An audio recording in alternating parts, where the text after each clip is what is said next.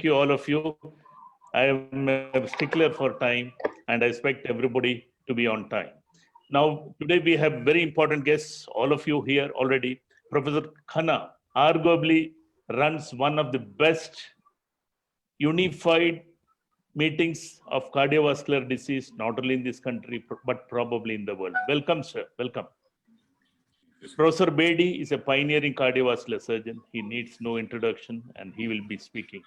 And you will hear him doing a live case.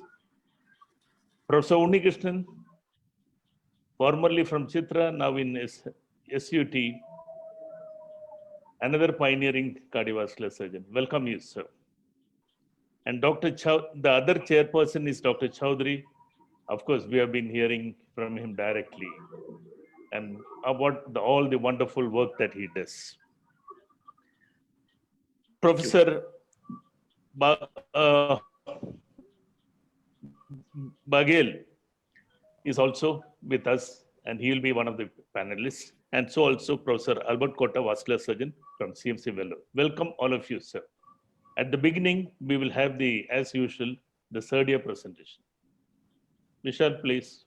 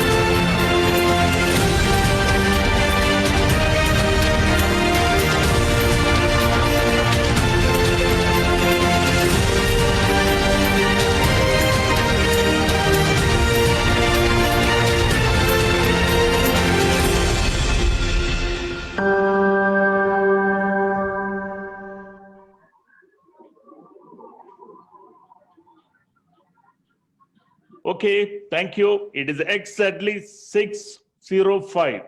I hand over the mic to both the chairpersons, Professor Unnikrishnan and Dr. Sir, over to you, sir. Thank you. Okay, good evening to Dr. Roy and all my friends, Dr. Khanna, Bedi, Rahul, and all the friends in incorporating today's webinar. And as we all know, this is a catastrophic problem faced mostly in hospital patients, mostly because there can be a sudden event and we may not even realize it's pulmonary thromboembolism which is happening postoperatively, and there is a subset of patients who may not even have a diagnosis when they collapse. But if the physician treating and the associate cardiologists or vascular surgeons think of a venous thrombosis, thromboembolic pulmonary embolism, then I think there is a chance that we can treat them both either endovascular method or open surgical.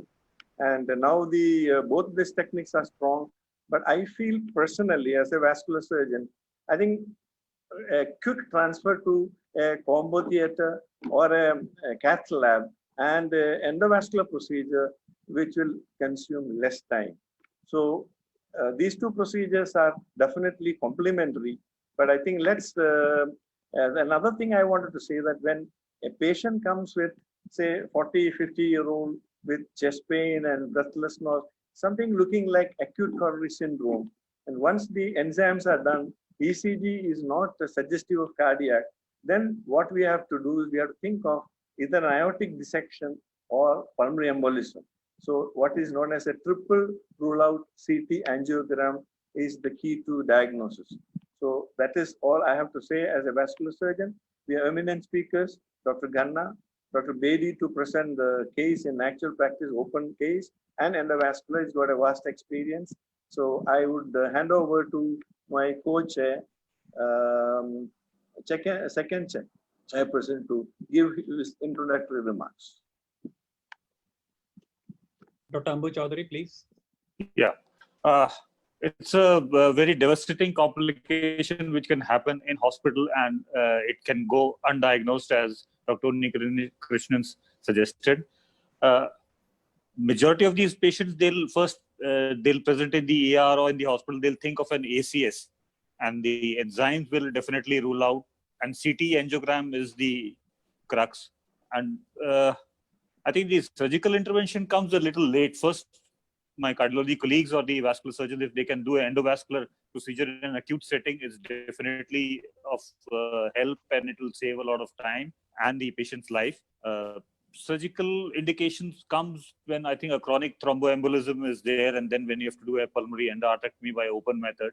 It has its own pros and cons. So I think Dr. Bedi will present a case where the surgeon needs to come in.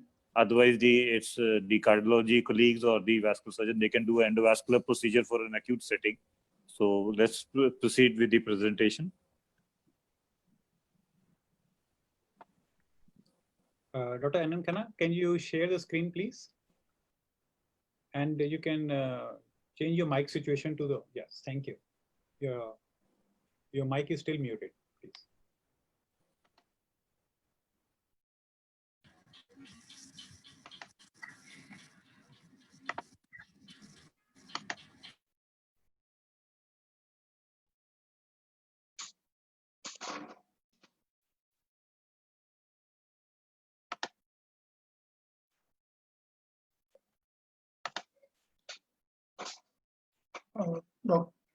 Dr. Khanna, you have to unmute yourself before you start. Yeah, fine. Okay. Yes, fine.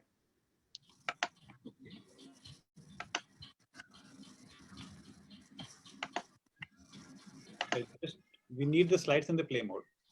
The rest is okay. Okay, is that okay? Can you see the slides? Yeah, absolutely. Okay, good. Good evening to all of you, and thank you very much to the Venous Association of India, Dr. Unnikrishnan, and Dr. Rawal, and all of you for inviting me. And this is something which, we see every day. I mean, Dr. Unnikrishnan has already told. This is something when you have a patient who is coded in the hospital, has no chest pain, but is in hypotension. And usually you think of 2-3 things. One is acute myocardial infarction, but the ECG is normal. You tend to think about either a massive pulmonary embolism or acute aortic dissection, or maybe a massive spontaneous pneumothorax. And a triple rule out by a CT is the most and fastest, best and the fastest test. And the other thing which actually comes to our mind and which is very handy is a good bedside echocardiography, where if you can see, sometimes you can see a saddle embolism at the main pulmonary artery or bifurcation, or you can see signs of right ventricular dilatation and failure. And if you have those with pulmonary arterial hypertension, you are almost sure that there is a pulmonary arterial hypertension.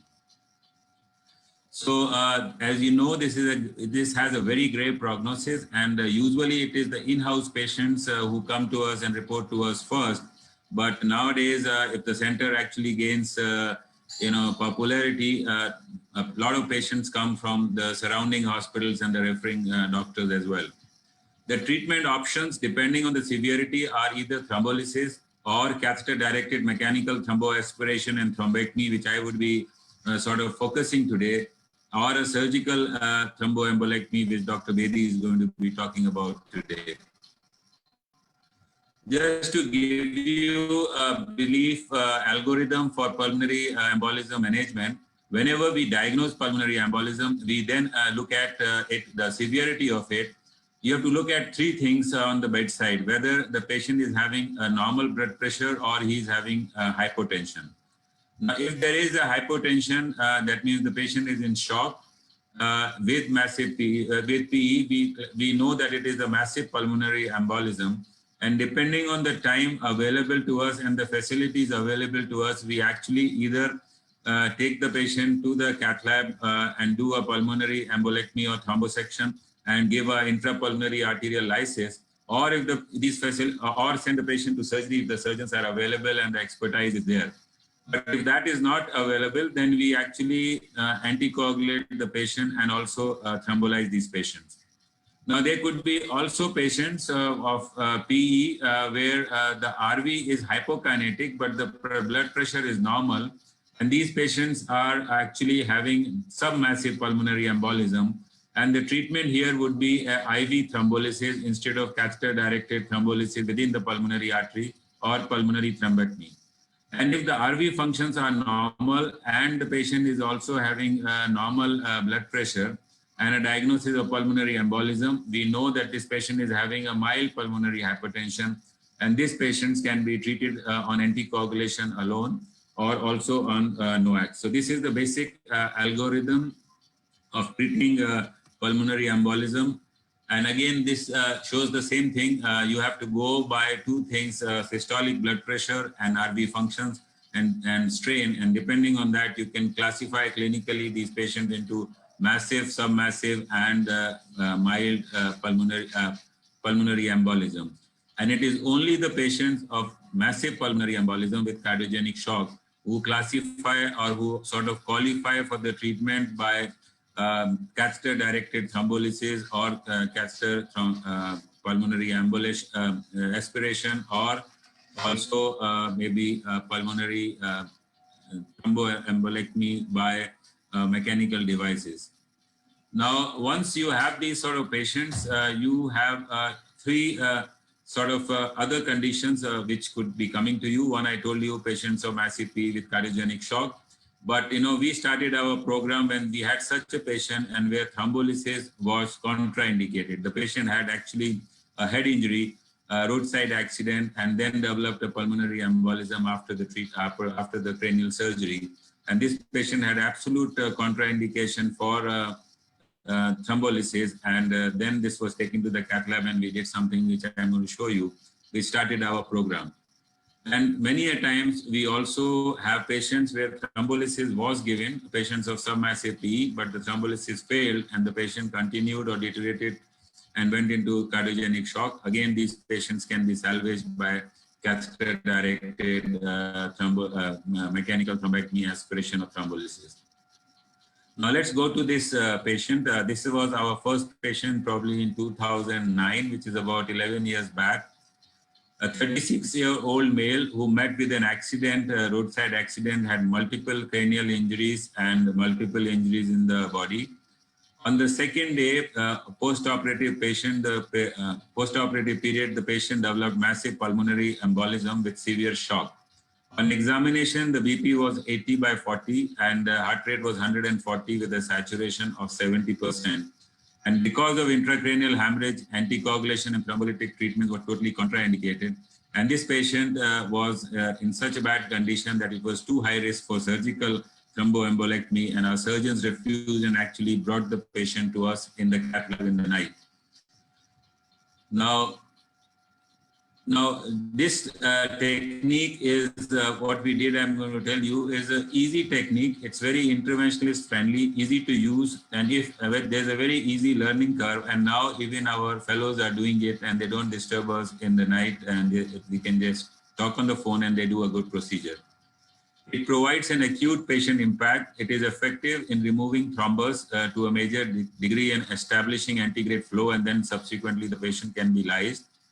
A rapid flow restoration and improvement of right ventricular function occurs right on the table, and this is seen by improvement in hemodynamics and improvement in oxygenation, and it reduces or eliminates the need of thrombolytics and which have a potential of bleeding and stroke, hemorrhagic stroke. And it has reduced both the acute and the long-term mortality.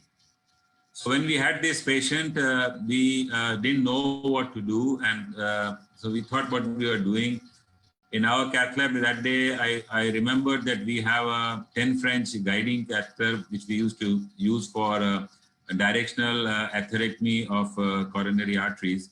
So we had that multi-purpose catheter. So what we did was, our approach was to get a vascular access through the femoral vein and then pass in this catheter with the help of a guide wire, thermo guide wire, and maybe a diagnostic catheter inside that.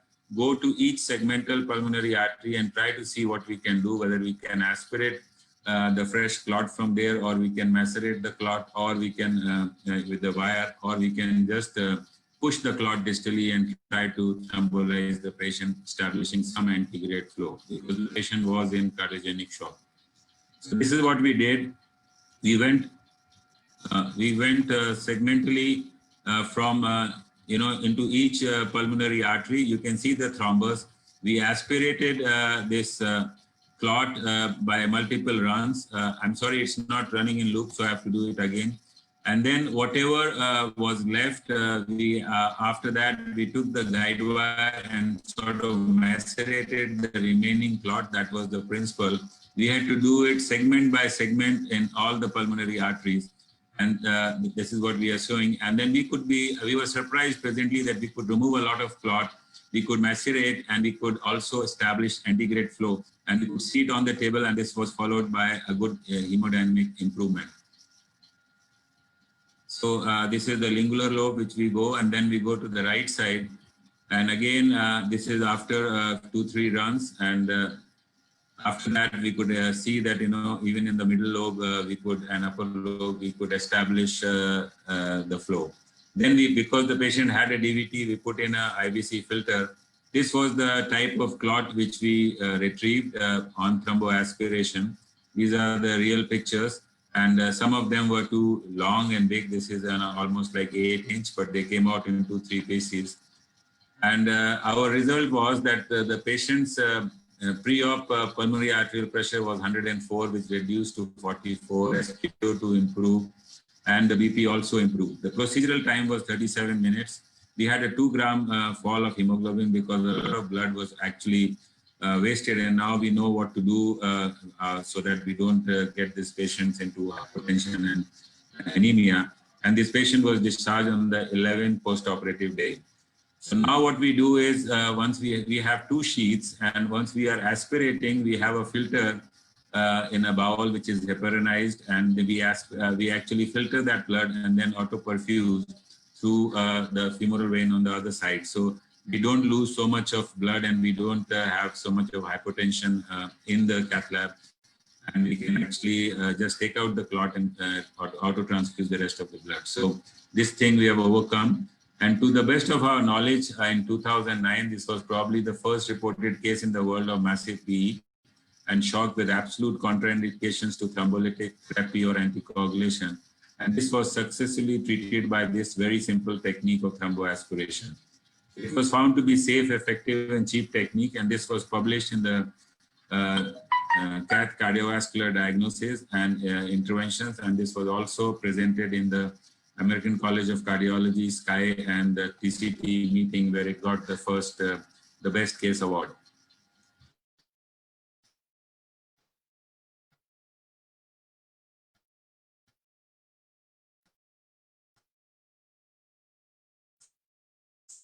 Subsequently, our indicated, we have 26 patients, procedural success in all of them. We had done 1 death because, can you hear me? Because it shows me that the internet is unstable.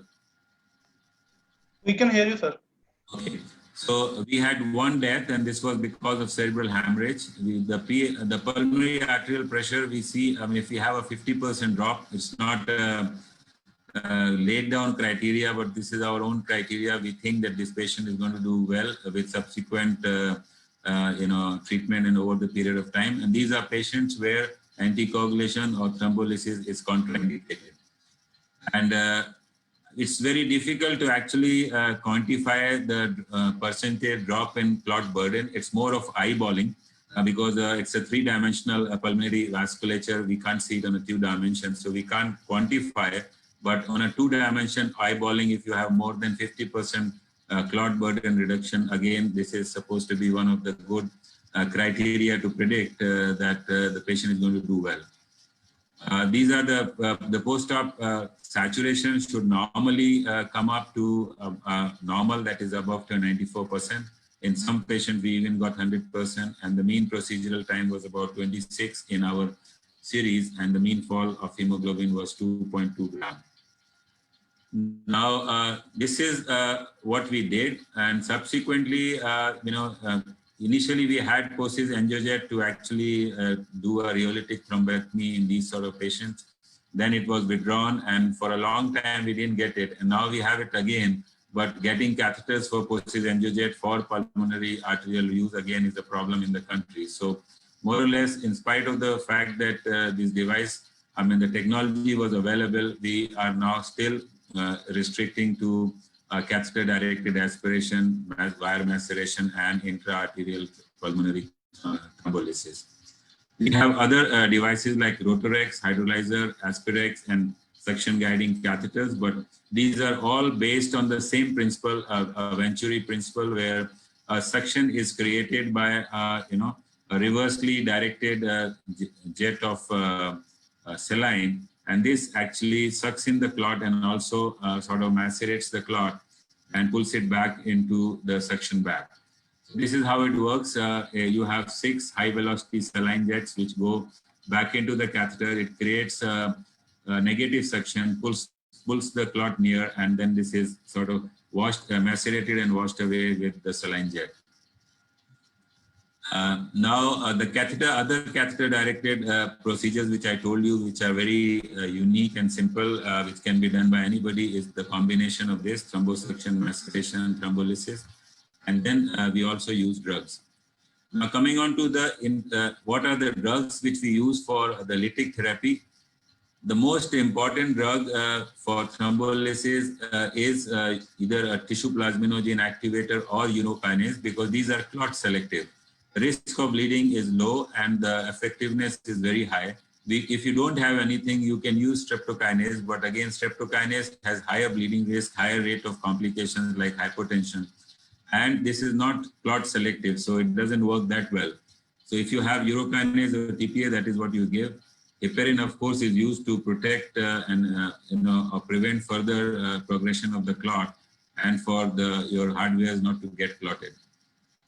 And again, what I told you, if you have patients of PE without shock, these are submassive or mild PE, they only require mild requires only heparin, and the moderate ones or submassive ones would require systemic lytic therapy plus heparin rather than catheter-directed therapy. So this is our experience of percutaneous pulmonary thrombectomy and thrombolysis. This is the second series which we have. So once we had such a good result with 26 patients where which had total contraindications to anticoagulation and lytic therapy, we thought, why not use this technique also for patients where the lytic therapy can be used, and this may probably hasten the thrombolysis or the clot clearance, and may also reduce the amount or the volume of the drug which is used. So we tried this, and we have a series of 45 patients here. And again, the results you can see on the same principles. Most of these patients had a drop in pulmonary arterial pressure on the table, more than 50%. The saturation improved, visual clot burden improved in almost all of them. And the procedural time, again, that is a problem. The procedural time here is much higher. It was only 26 minutes in just aspiration. Here it's about almost 1227 minutes, because the the catheters are there in both pulmonary arteries and the thrombolysis goes on. So it is almost like half a day of lytic therapy which we gave post aspiration and maceration. And again, we had one death in this series of combination of thrombectomy, thromboaspiration, and thrombolysis. So I would sort of end here, and if there are any questions, so I'll be taking now or later on, whenever you say. Sir, we will have the questions at the end of the next lectures. Thank you. Sure.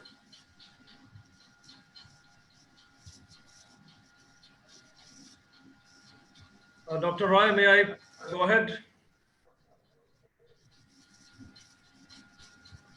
Okay. Well, good evening, everyone. I have can you hear me?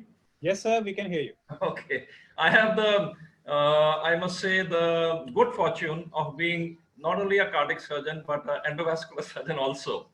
So I'll be presenting you both types of cases, and it is up to you to judge when and where to use them. I have used a few new hardware, and I have no disclosures about them. I bring you greetings from my state, my hospital, my co-faculty, and my brush with pulmonary embolism started a long time back. We had a road traffic accident with vascular injury, whom we operated, repaired his femoral artery, and fourth post-op day, he was walking and he died suddenly. And it was a medical legal case, so we did the civil hospital did an autopsy, and they were kind enough to let me in. And this is what I saw: massive pulmonary embolism. Even clinically, when he had died, we did not think about it. And this is a long time back. And you can see that what devastating effects pulmonary embolism can have in a short time. We've already known about the treatment options. I'll be talking to you mostly about the endo options, which are basically three: catheter-directed thrombolysis with aspiration, pharmacomechanical, and only mechanical. So let's see. We'll start with the autopsy and go on to 7 cases. Case number 1, 62-year-old male, total knee replacement. Second week, 12th post-op day, he develops dyspnea and chest pain. And on investigation is found to have pulmonary embolism, a peripheral pulmonary embolism. Patient was very stable. So this is the type of patient which Dr. Khanna has told us is a low risk. So that's the pulmonary embolism in the periphery. Patient was absolutely fine hemodynamically. And this is the lowest of the low risk. That is, there is no shock, there is no RV dysfunction, there is no marker of myocardial injury. And the treatment is heparin followed by a DOAC. So this is just to show you the whole gamut of types of cases. Case number 2 was a 56-year-old male with CA prostate on chemotherapy. We know that cancer patients, especially on chemos, are more prone. So he had chest pain and dyspnea. And we did a CT, and that clinched the diagnosis. This was a case very early on in the early 2000, I think. And we did a systemic thrombolysis. Now, almost no patient is being subjected, in at least my unit, to systemic thrombolysis, because we are worried about bleeding. And if such a patient now would probably have a catheter-directed thrombolysis. These are the drugs which we use, already told by Dr. Khanna. So now case number 3 was a very challenging case. A young advocate had come to Chandigarh for some work in the High Court. Acutely dyspneic, collapsed in the court, brought to the hospital. She was severely hypoxic and acidotic. And that's the ECG, which shows the classical S1, Q3, and T wave inversion. The echocardiogram shows again the classical findings: right atrium massively enlarged, intraatrial septum bulging into the left atrium. And similarly, the peak RV-LV ratio is reversed. And this is very diagnostic. And of course, we did the CT, and that showed a massive pulmonary embolism in the main pulmonary artery and the peripheral pulmonary arteries. So immediately she was taken to the cath lab. You can see the yellow is the pulmonary artery pressure, which is almost systemic. The blue is the right atrial pressure, systolic of 43. So you can well imagine what the condition of the heart was. Such a heart can suddenly fibrillate and you may not be able to bring them back. So we took her in, and through the femoral vein, we put in a catheter and macerated the clot. We used a glide wire. You can use any Terumo wire, whatever you have, and then started thrombolysis. I'm proud to say that this treatment was started by Dr. Khanna, and I had seen this in one of his, the AP WEC that he conducts, the very good conferences, and that gave us the confidence to do this in this patient. So we bent on both the sides and we poked holes. So this is I call it poking holes. Dr. Khanna called it macerations. And I'll show you what it is. It's just like cheese, brie cheese. If you've seen brie cheese or if you've seen homemade cheese, this is what it is. There's a clot which is very, very friable, but it is blocking the flow of blood. So if you just poke holes into this, at least immediately some blood starts going. And I always say you must know your enemy. So what is the enemy? It is this clot. It is an acute clot. So there's a big difference between acute pulmonary embolism and subacute or chronic. And we say up to 2 weeks, we call it acute. So this is the clot that we are dealing with. It's like fresh cheese. That's the clot. So you can, and what we have done is we've converted the fresh cheese to Swiss cheese. So that's the clot. If you hold it with a forceps, it just disintegrates, but it is still solid enough to block forward flow. So we convert it into Swiss cheese, and then we aspirate and we thrombolize. So this is what we did in this patient. We macerated it, poked holes into it, put in the catheter, did a catheter-directed thrombolysis with TPA, and almost immediately the pulmonary artery pressure falls. Now we have used 2 types of drugs mostly. The Boehringer, that is TPA, which is 50 milligrams, and the Abbott, that is Retilex, which is 18 milligram, 2 vials. That is 18 milligram is 10 units. And we give a bolus, and then we give what we call it the continuous weep technique. We give 1 milligram per hour over probably 24 hours, depending on the load. In between, in the cath lab, we change catheters and aspirate also. So this is the type of clot. Very friable, very tiny pieces because we have macerated them.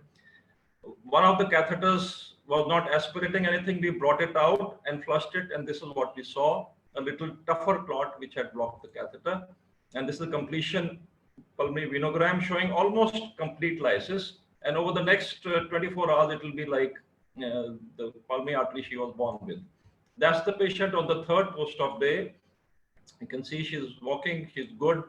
And on the 3rd month, and this is the 3rd year, she's from Jammu. This is the hospital of my friend, a good cardiovascular surgeon, Dr. Gurjeet Singh.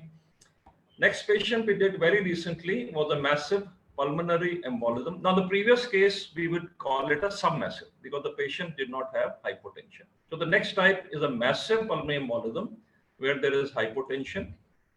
46-year-old housewife had CA breast on tamoxifen, presented with swelling in the leg, diagnosed as DVT, and admitted in a hospital in the city, and started on the standard treatment. And luckily in hospital, she had a complete collapse, cardiovascular, a short CPR, a short intubation, and she was revived.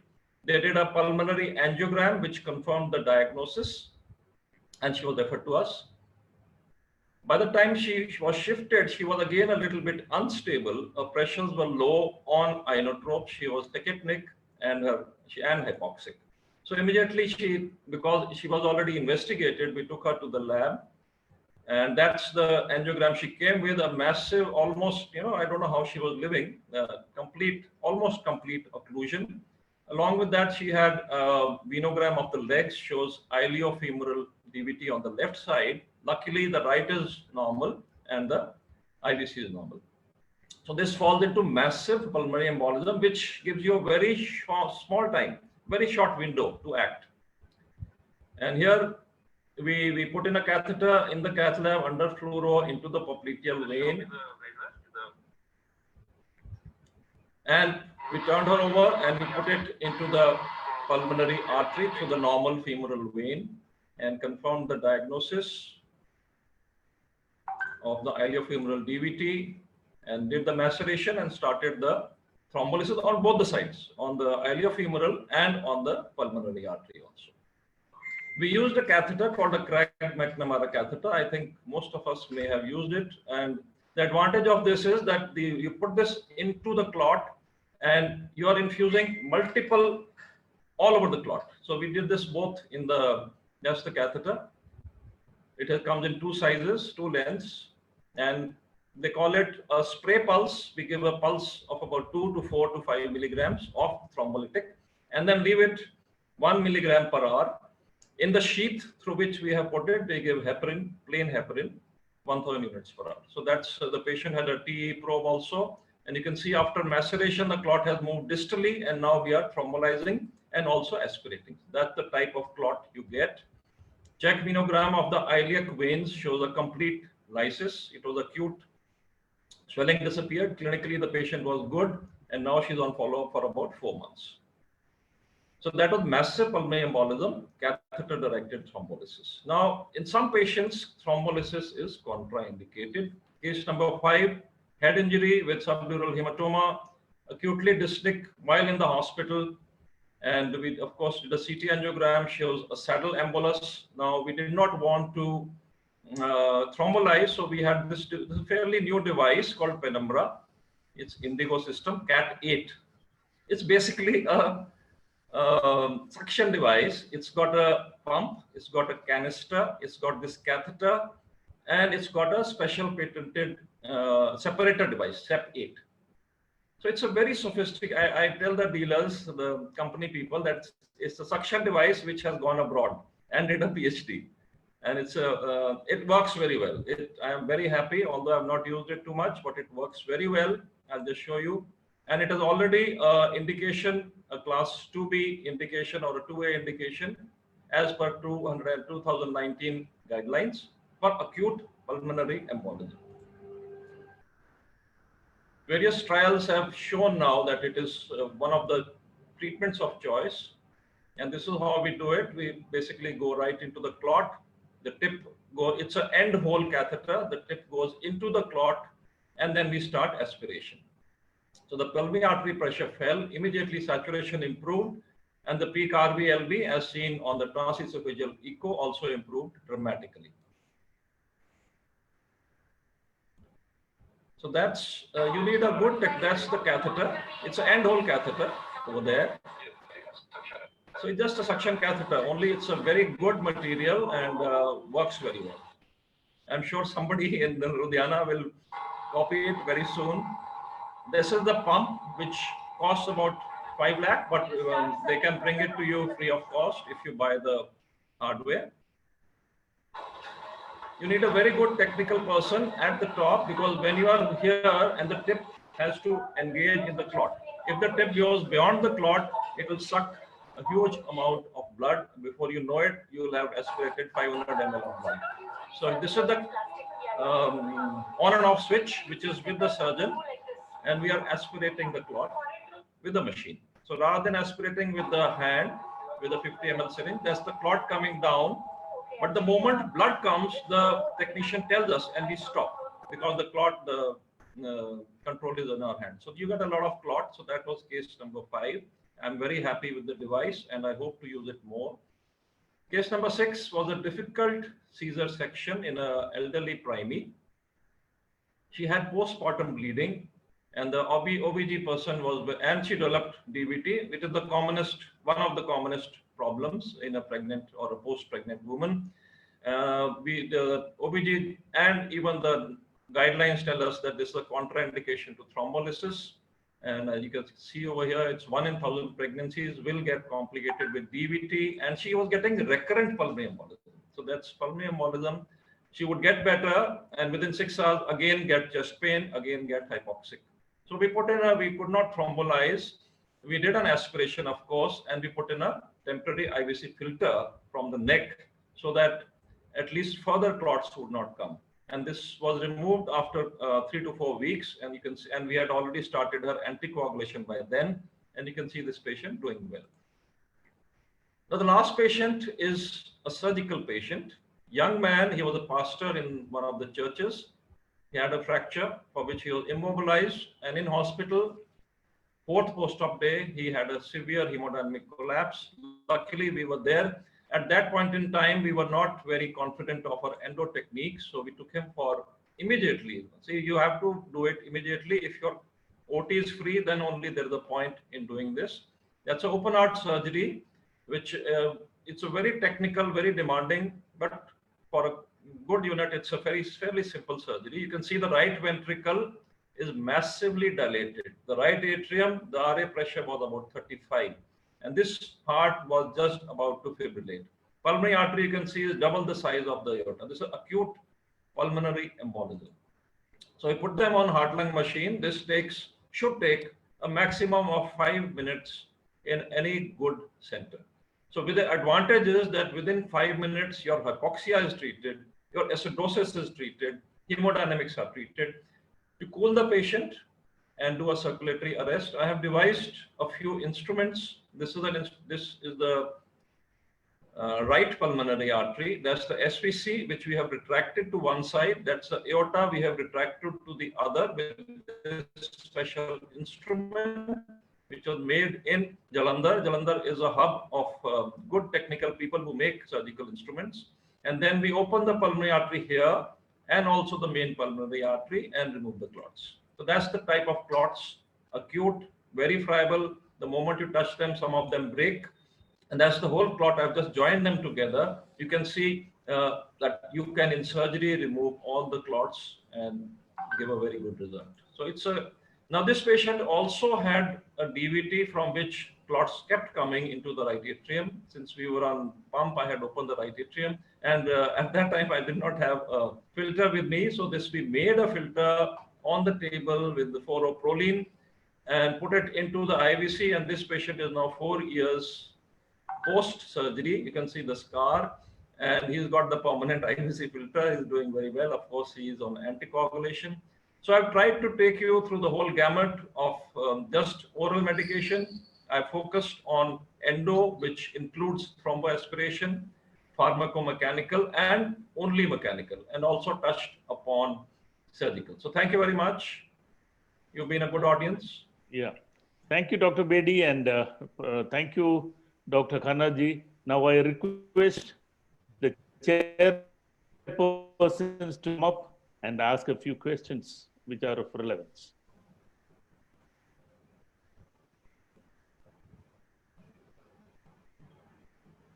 Can you hear me? Yes. Can you Yes, hear me we now? can. Yeah. Yes. Yeah, I think we just now heard extraordinary and lucid presentations because both the speakers, Professor Khanna, Professor Bedi, they had shown large series in relation to a catastrophic procedure which is not easy to obtain in a few years time. That's number one. And very methodical approach for an otherwise catastrophic, almost fatal event. So I congratulate both the speakers for a very lucid presentation. So I think before I put into the panelists and the floor, I thought I will ask few questions. That is, number one is when to Dr. Khanna and Bedi can answer thereafter, when we macerate and remove the clots from maybe the distal MPA or the right or left pulmonary arteries, do you have any problem about trash going into the distal tree? Of course, I do understand when we are going to give heparin and anticoagulants, small things will get lysed. But have you had any time a difficult situation that, as we are aspirating and blood starts passing down, did you have a clot going large enough to trouble you? That's my first question. So we normally first we go from the proximal to distal, and proximally when we aspirate, usually it's a soft clot, it comes out. Sometimes we can see visual large clots going in, including the branches. If that happens, it's very easy to tackle because we just pass in a wire and then take the same guiding catheter and try to suck out from there. So whatever we can, we have to go and be persistent, go from main pulmonary artery to branch pulmonary arteries and then to lower pulmonary arteries and then smaller divisions of that as much as we can. Earlier, and whenever we do that, we can actually either suck out or whatever is left, we take the wire and macerate with a softer wire. And then, as you said rightly, it's just to increase, do two things. One, once we increase the antegrade flow, the blood pressure comes up, the body's own plasminogen actually starts acting on this. And secondly, once we put in catheters there, and what happens is the catheters, the lytic agents then goes, and once we have macerated, surface area available for the lytic agents to act is increased, and it leads to a faster lysis.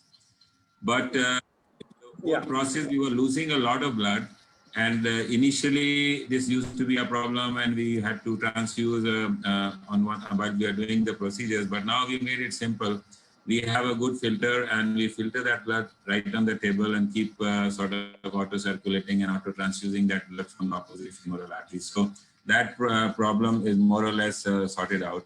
And it is so simple now that most of our fellows with 1 year or 2 years of experience in interventional cardiology can do it.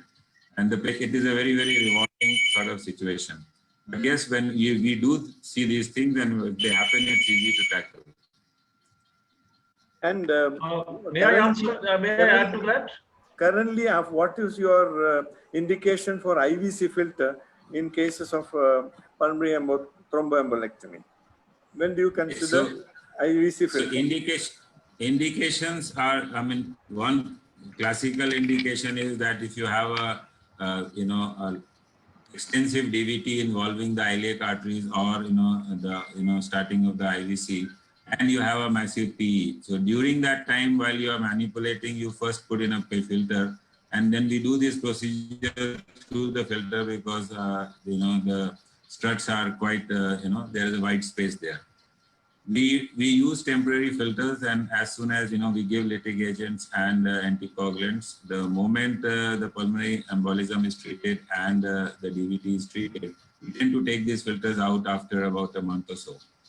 But in cases of, again, when you have massive PE and patient was on anticoagulations and it's a failure of anticoagulation, then again, we put in these filters and tend to actually put these filters for a little longer time. Again, these are temporary filters by choice, and actually work out before we start this, we work out on the, genetics of thromboembolic state. And many a times we have been able to pick up thromboembolic states, or hypercoagulable states. And what we found most common in our settings were either hyperhomocystinemia or protein C or S deficiency, factor V Leiden, and also MTPHR mutation, which is methylene tetrahydrofolate mutation, which is very common. In fact, we had one patient where we had multiple embolisms, pulmonary artery disease, acute mesenteric ischemia requiring laparotomy, and also acute MI. So this is not uncommon, and these are very easily treatable with supplements or long-term anticoagulants. Once we know that, and then we remove the filters after that. But for me, filters should be taken out. Dr. Bedi? Yes. See, when I started open surgeries way back in 1991, I'm sure you started much before that. And I can tell you that when you see a clot, that's why I wanted to show you the case that I did show. The clot is so extensive that you cannot believe that a thrombolytic agent or aspiration will remove everything. Especially when you are doing surgery, you remove the clot. Then you ask the anesthetist to inflate the lungs, and there's another shower of clots. But in the last 6 years, I must say, after taking inspiration from Dr. Khanna and my good friend, Dr. Dekhi Wadia, I started gingerly, cautiously, and now, I have almost stopped doing open surgeries because thrombolytic agent is so strong, it is so effective that even what you're saying, yes, some trash goes down, but then it is the thrombolytic agent is jumping behind it. It just disappears. So another question to both of you. See, you have mentioned streptokinase, urokinase. In these days of RTPA, isn't it better to use, see, the moment you diagnose, in the time you shift to cath lab, you have at least 10, 15, 20 minutes sometimes. So in one of the cases when I suspected, I gave 5,000 units of heparin because that was my first tracheal resection. And After shifting on 4th day to the ward, she became breathless. We brought to ICU. Saturation was 80. I thought my tracheal anastomosis being the first one 15 years ago, trachea has dehisced. So I just held my hand. I think it's a gone case. X-ray showed normal, no pneumomediastinum, no pneumothorax. Then it struck me because she has been almost bedridden with near 90% obstructed trachea because of adenocystic carcinoma. I gave another 5,000 more. By the time cardiologist came and said the RV is under strain, it's pulmonary embolism. This is long time back, so we treated with heparin infusion, 3-4 days, then LMWH, and she completely cleared in CT scan. That is and in our experience of thoracic surgery, bronchogenic carcinoma resection, we 100% give IPC, keep them ambulated as early, and LMWH from second day onwards, treatment dose. Despite doing that, I had a patient dying of pulmonary embolism. He came, I was not in station. So again, same diagnosis of pneumothorax, lung collapse, but it wasn't there. So that is a bit of a problem. So why don't you restrict to RTPA instead of streptokinase and urokinase are not that good? I think we don't use streptokinase now. We even in cardiac, we use RTP only. Is that correct, Dr. Khanna? Yeah, almost every patient of mine is RTPA. Some urokinase before the RTPA was not readily available, but it's always RTPA. It's much smaller dose, much more clot selective, and very good results. Okay, I'll pass on to my co-chair. And observations from the other chairperson. Yeah. A question to Dr. Khanna and Dr. Bedi. It was a very nice presentation from the cardiologist perspective as well as from the surgeon's perspective, who's encroaching upon the cardiologist domain. Just what is in the current scenario, what is the indication for an open pulmonary thromboembectomy? See, it's very clear. One is when he has failed thrombolysis. Number two is when you don't have a cath lab available, and OT, and of course OT has to be available. So they're very limited, and it's a massive, it has to be a massive pulmonary embolism, which means very high anotropes, very hypoxic, almost gone on. We try to avoid going on ventilator because that disturbs the hemodynamics. So indications now in a big, now I should tell you that we have a pulmonary embolism response team. It's called PERT. And I would suggest every hospital should have this, so that the surgeon, the vascular surgeon, the endovascular surgeon, or if it's just one who's doing all three, and the cardiologist are all on board. And so because for indications for surgery now are, for acute pulmonary embolism are reducing markedly. I'm hardly doing any open surgery. Dr. Khanna? Also, I mean, what you say is correct, but mostly the chronic pulmonary embolism and recurrent pulmonary embolism, those are more important indications now for pulmonary embolism. I'll like to just add in the open technique what Dr. Bedi does. He does it on circulatory arrest. We don't do on circulatory arrest, and we have done slight innovations in terms of we use the laparoscopic forceps to retrieve the clot. We open in the main pulmonary artery, and then we use a light source of the endoscope to illuminate the pulmonary artery. And with the use of laparoscopic pickups, we can retrieve from the distal pulmonary arteries also the clot which are not within our range of the usual instruments. That's something I'll add. Yes, Amboj, there's only one problem that if you are on pump, even if it is low flows, there'll be constant blood coming in your face. So you have to have a short period of circulatory rest. That is the only reason. Otherwise, we generally, I agree with that. You'll having that flow. But what we do is we'll put a sump suction catheter in the pulmonary artery and use the light illuminating from the endoscope, and then the laparoscopic instruments. You can go into each and every segment and then retrieve the clot. That's it. I think to my mind, the right way to go is the endovascular. For the main reason that after sternotomy and bypass, there will be at least about 12 to 18 hours where we cannot give heparin. So Yeah, that's right. that time the nidus could always form, because it's not going to be a totally kind of non-touch technique. Here and there, a little bit of endothelial damage can occur as we suction, as we remove. So I think now example is Dr. Bedi himself, from open to cath lab procedure, endovascular, like most vascular procedures these days. I think endovascular scores very high because you can continue with anticoagulation, which is critical, because after an open, you will leave 18, and many times blood loss, you don't keep the blood volume. You look at hemoglobin, 12 people are happy.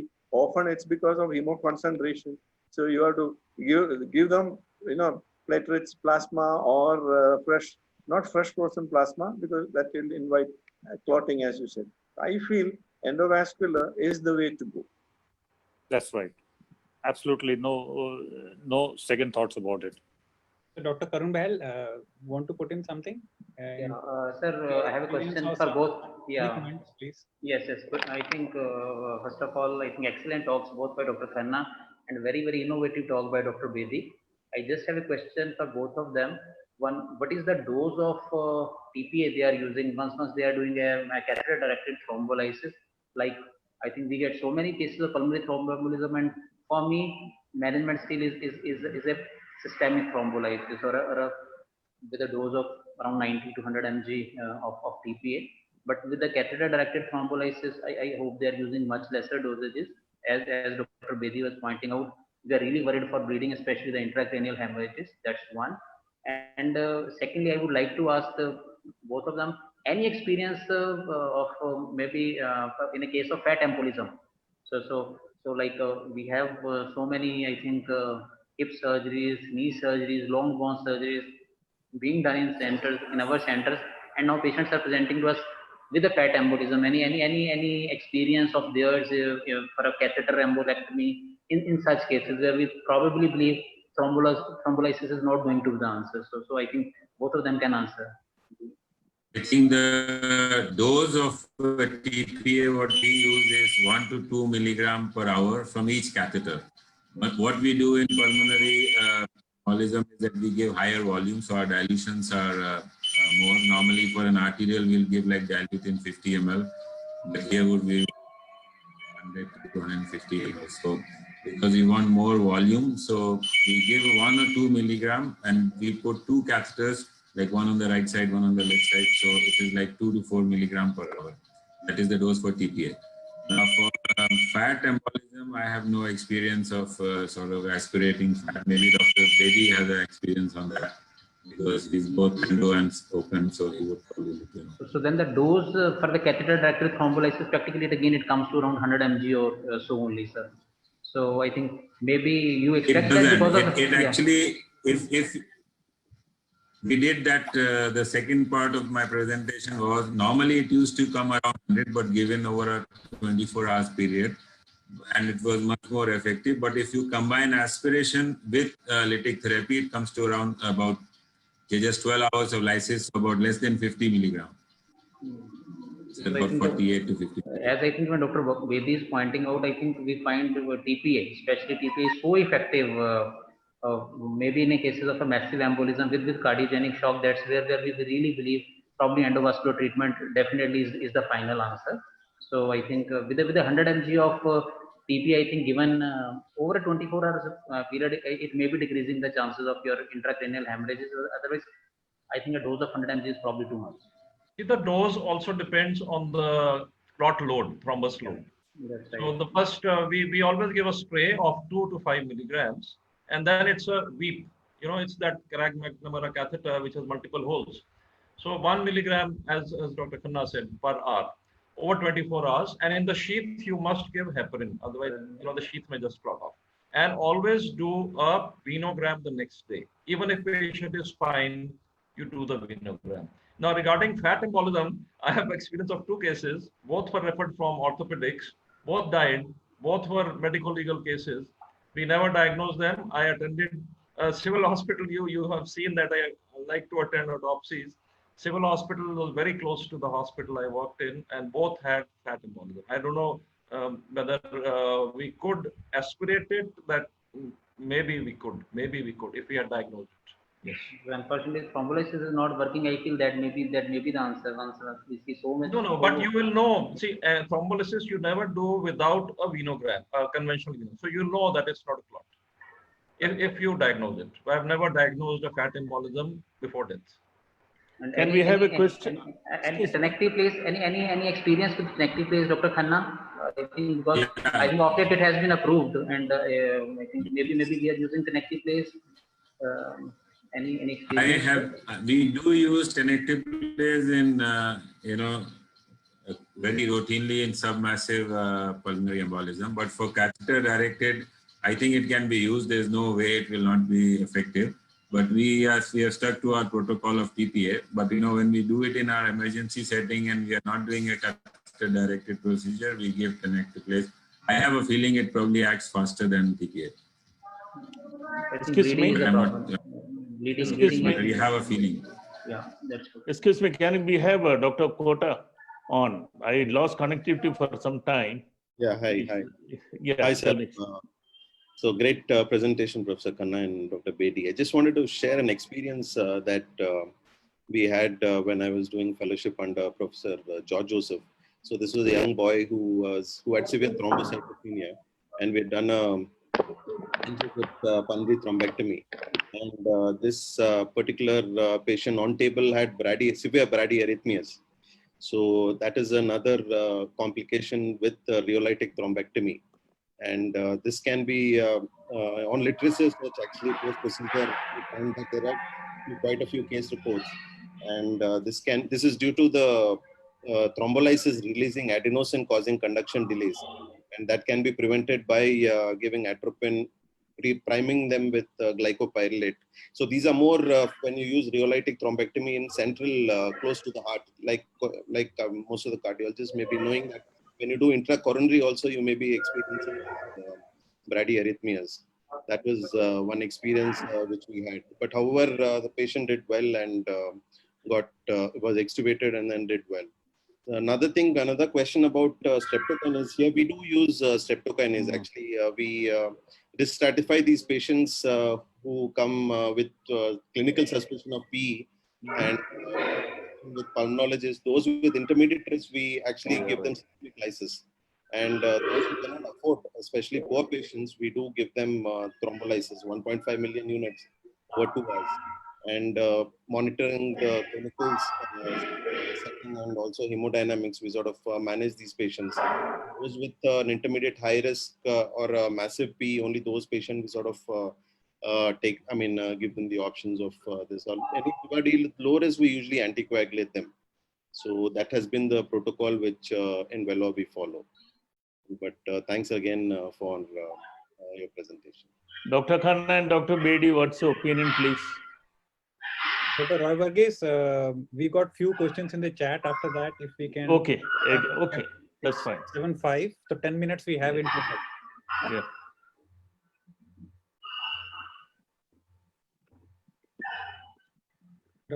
Dr. Roy, you can take the questions, or Professor. No. Dr. Dickey is here. I think he is supposed to. The chairpersons can collate the question, or you can do that, or the chairpersons can do that. From the chat, please. From the chair, I think that should be fair. But as Roy has just mentioned my name, I would like to congratulate Dr. Khanna and Bedi both. And both have shown us magic on the pulmonary embolism, because it is something where you are fighting the death in front of you. And Bedi, I'm really impressed because you have shown your cardiac skills as well as your endovascular skills. Over to the chairpersons for further narrations. Yeah, I think I cannot agree with you more, because this is a almost immediate inevitable death. There are a few conditions in medical situations, like here a prompt, a catheter, RTPA, removal of clot, it is survival, and any improper diagnosis or inability to diagnose, get the patient in time and think of that and push them to cath lab. I think that 10 minutes, 5 to 10 minutes after a full, maybe some 100 units of heparin per kilogram, as we think somebody has thought about it, the shifting time, then go on action in cath lab, it is survival. But short of this, I think even surgery really has shown results. But I suspect how many of us can reproduce that. And other factor is that Godi himself have gone on to endovascular, which means surgery is second in this situation. So whatever said and done, at 10 p.m. to get the pump technician, to get the people, to get the blood, to organize, I think it is going to take an hour or two. So by the time, I think you've done a significant improvement in treating the patient in cath lab. So I can really say that this has been a phenomenal Chats presentation. have been, Very good. Sir, can we have questions from the chat, sir?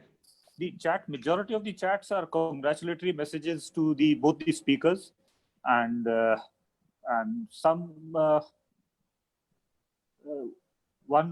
Dr. Vinod has asked that can we use Foley's catheter for MP or Fogarty to remove the clots from the peripheral branches? I think Dr. Bedi can answer. Blind procedure, we should not. Yeah, I think that's right. You'll cause more damage, and majority of them. Rupture of pulmonary artery, this patient will not survive. A rupture of pulmonary artery, you cannot reach it to repair it. He's gone. One Dr. Devashish has asked that any idea of the cost comparison between the two open and percutaneous embolectomy? See, open is 2.5 lakhs, most centers. And if you do catheter-directed thrombolysis alone, that's not very costly. But if you use a device, which I used, the Penumbra,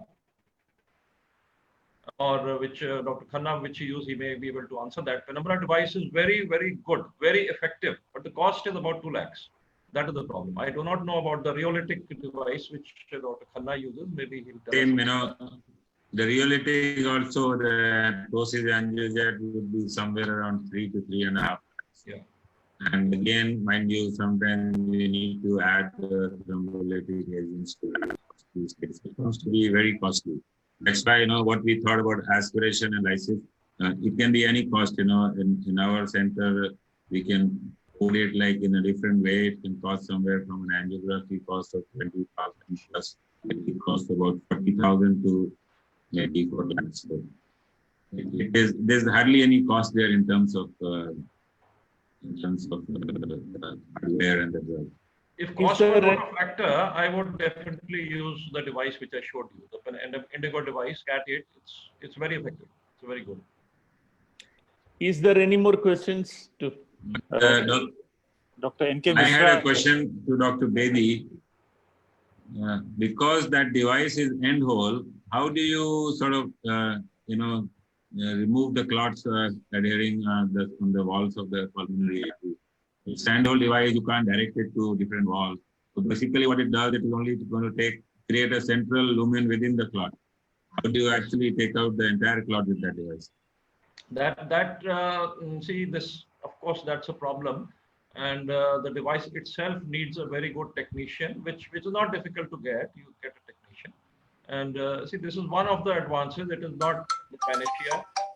You can only suck from the tip. Now, what it does have, it has a patented SEP8, that is a separator device, which when you push it in, and it's an olive tip, and it goes into the clot, and it sort of macerates the clot, but it's very soft. So that helps you to suck it out. But whether you can suck out the whole thing and whether you can do it without thrombolysis, the case I did was without thrombolysis, and we had a good result. But you have to do many more cases before you can say with certainty how much you can remove. Thank you, gentlemen, all of you, for joining us. It has been a wonderful meeting. I thank you all for taking out time to be with us all. The meeting has been recorded, and it will be put on our website and also the YouTube. Now I request Mr. Vishal to play the national anthem. Roy, just a minute, please. We will take up all the questions, and if they are not answered, we will get it answered and put it on the YouTube along with the video. And please don't forget to join next week. It's a very, very important webinar. And I think there is a lot of confusion about thrombophilia. and the deep venous thrombosis. When to do the test, which patient should do the test, protein C, protein S, should we continue the anticoagulation for lifelong? There are a lot of questions. And I think it will be a really eye-opening webinar. And so please join us next Wednesday at 6 p.m. So we have called all the experts on the panel. And so please, I request you. And now, Vishal, you can do the needful. Yeah.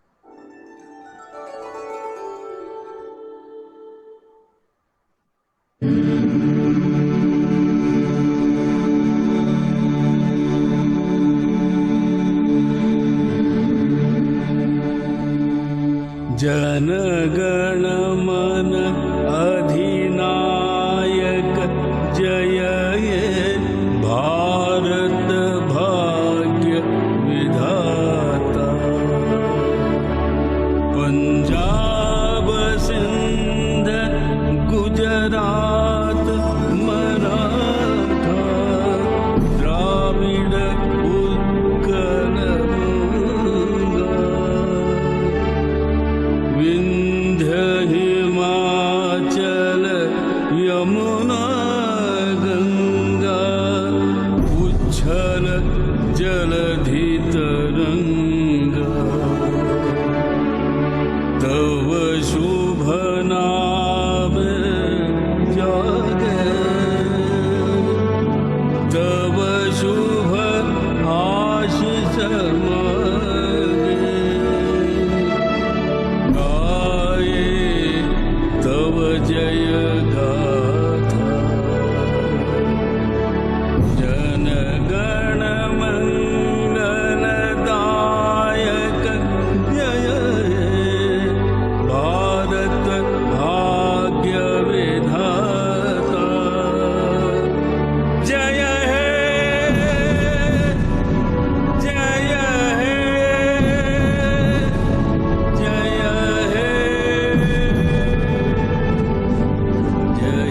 Jai Jai Jai Jai